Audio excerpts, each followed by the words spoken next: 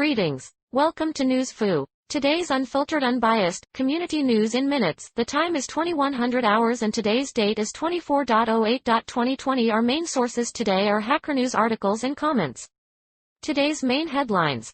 Being okay with not being extraordinary. The most upvoted comment said, "This is my career so far in a nutshell. I'm an average programmer. I'm an excellent problem solver. I have an above average work ethic. I'm an excellent communicator. Basically, I combined all of these traits and found roles that leverage these traits to maximize my impact. Not for nothing, but this is why my liberal arts college was profoundly impactful for me, despite not getting a top-tier CS education. My writing abilities were given a shot in the arm, because I had to write so many analysis pa. Like my summary? Please comment and subscribe, it really helps. TikTok Inc. versus US Department of Commerce. The most upvoted comment said, "It's difficult to apply this argument consistently without claiming that any company who decides to operate in China is compromised. A great deal of American companies do operate in China and will be subject with the same legal requirements expected of domestic companies. Journalists may not, but many American business executives perfectly understand how it works. If you read the suit, in this instance, it appears TikTok claims it is indeed a U.S. company, and thereby protected by the Constitution. Like my summary? Please comment and subscribe, it really helps. Challenge to scientists, does your 10-year-old code still run?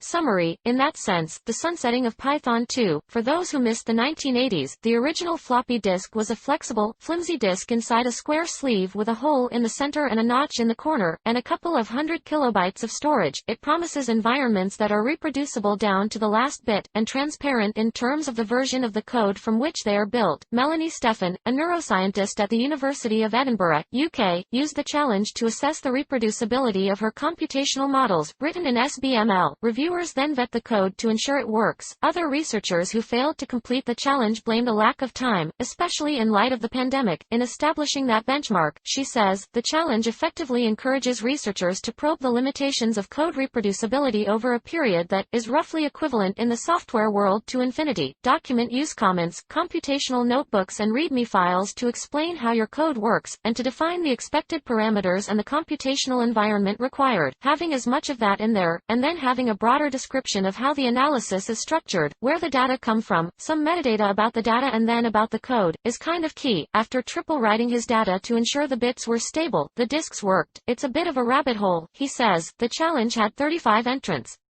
The most upvoted comment said, "I am all for open science.